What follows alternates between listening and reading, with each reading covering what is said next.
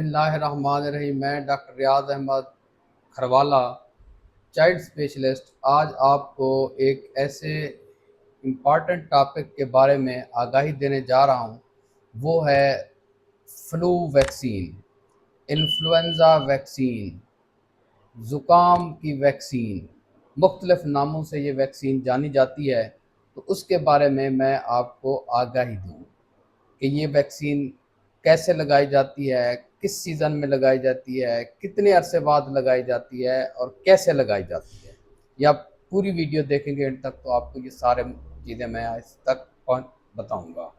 तो अगर हम इन्फ्लुएंज़ा की बात करते हैं तो ये क्यों लगवाते हैं? वायरसेस तो इतना ज़्यादा हैं, तो फिर इन्फ्लुएंज़ा वैक्सीन ही क्यों लगाई जाती है? इसकी एक वजह, और ये सालाना क्यों लगाई जाती है? बहुत सारी ऐसी वैक्सीन हैं जो एक दफ़ा लगाई जाती हैं, दोबारा लगाने की ज़रूरत नहीं पड़ती। तो ये वैक्सीन हर साल क्यों लगानी पड़ती है? तो इसकी वजह ये है कि इन्फ्लुएंज़ा के अंदर इन्फ्लुएंज़ा वायरस के अंदर एक अल्लाह पाक ने ऐसी कैपेबिलिटी रखी है कि ये हर साल अपना जो है ना जेनेटिक मेकअप जो है ना वो चेंज कर लेती है। तो वो जो पिछली एंटीबायोटिक्स बनी होती हैं उनको ये रेस्पॉन्ड नहीं करती। इस वजह से हर साल जो है ना ये इन्फ्लुएंज़ा वैक्सीन लगवानी पड़ती है। और ये इसलिए भी लगाई जाती है कि ये कॉमन वायरस है। तो ये दो ऐसी वजूहात हैं कि एक तो ये कॉमन है, और दूसरी बात ये है कि ये इसका जो अटैक है वो बाकी वायरस की निस्बत बहुत ही शदीद किस्म का अटैक होता है। इस वजह से ये लगाई जाती है। अगर हम एज ग्रुप की बात करें तो 6 मंथ से ऊपर बच्चे से लेके ये हर एज के अंदर लगाई जाती है। 6 मंथ से लेके 50 ईयर्स तक ये ऑप्शनल के तौर पे लगाई जाती है। जबकि कुछ ऐसे फैक्टर्स हैं जिनके अंदर 100% ये वैक्सीन लगवानी चाहिए। उसमें एक है कि 50 साल से ऊपर कोई दमे का पेशेंट है, सीओपीडी का पेशेंट है, सिस्टिक फाइब्रोसिस का पेशेंट है, अगर बच्चे की हम बात करें चाइल्डहुड एस्थमा का पेशेंट है, या बच्चा रिएक्टिव एयरवे डिजीज का पेशेंट है, या ऐसी कंप्लेंट के साथ आते हैं वालदैन बच्चे लेके कि डॉक्टर साहब इसका जो है ना हर सर्दियों के सीज़न में खांसी लगी रहती है, सीटियों की आवाज़ आती है, खों खों की आवाज़ निकालता रहता है। तो ऐसे तमाम बच्चों के जो है ना ये हाई रिस्क जो है ना वो बच्चे होते हैं। और ये शुगर का कोई पेशेंट है, या कैंसर का कोई पेशेंट है, या कोई ऐसी क्रोनिक इलनेस का पेशेंट है, इन तमाम के अंदर जो है ना ये वैक्सीन लगवानी चाहिए। अच्छा, अब इसका जो है ना मौजू टाइम कौन सा है? ये यूजुअली अक्टूबर सितंबर के एंड से लेके अक्टूबर फेवरेबल है, और नवंबर के स्टार्ट तक लगवाई जा सकती है। इसलिए अभी वैक्सीन लगवाने का बहुत ही शार्ट टाइम बचा हुआ है। जिसने लगवानी है ये वैक्सीन ज़रूर लगवा लें। तो इसकी अगर हम बात करें कि ये लगानी कैसे होती है, तो ये हम इंट्रामस्कुलर लगाते हैं। 0.5 ml की वैक्सीन आती है।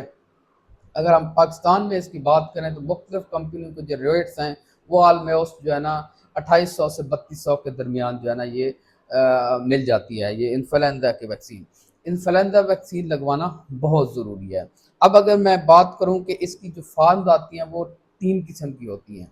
अच्छा, कुछ ऐसी भी होती हैं जो नेज़ल फार्म में भी आती हैं, लेकिन हम अमूमन जो इनएक्टिवेटेड जो इसकी फार्म होती है, एक रिकम्बिनेंट इसकी फार्म होती है, तो हम यूजुअली इनएक्टिवेटेड जो फार्म होते हैं वो हम इंजेक्ट करते हैं इंट्रामस्कुलर रूट के थ्रू। तो ये कुछ एज ग्रुप थे वो मैंने आपको बता दिया, इसका रूट मैंने आपको बता दिया, इसकी अहमियत जो है ना वो मैंने आपको बता दी। अच्छा, कौन से लोग हैं जिनको ये वैक्सीन नहीं लगानी चाहिए?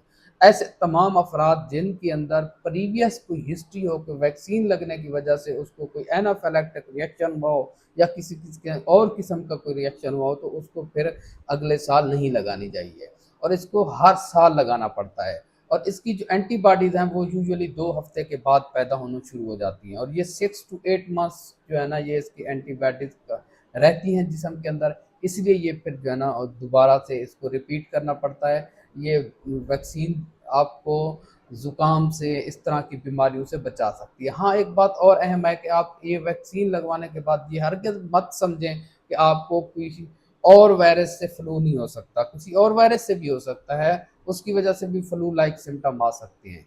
इसलिए ये सेफ तो है, लेकिन ये 100% आप इसमें गारंटी के साथ नहीं कह सकते कि ये वैक्सीन लग गई है तो ये फिर ज़ुकाम नहीं होगा या कोई इस तरह का मसला नहीं होता। ये चीज़ें हो सकती हैं। हाँ, एक और बात मैं आपको बताऊँ, जैसे جس طرح باقی ویکسین کے ساتھ جو ہے نا پرابلم ہوتی ہے کہ ویکسین کے بعد بعض اوقات جو ہے نا فیور اور اس طرح کے ملیز اور اس طرح کے جو سمٹمز آتے ہیں، تو اس ویکسین کے ساتھ بھی ایسا ہو سکتا ہے۔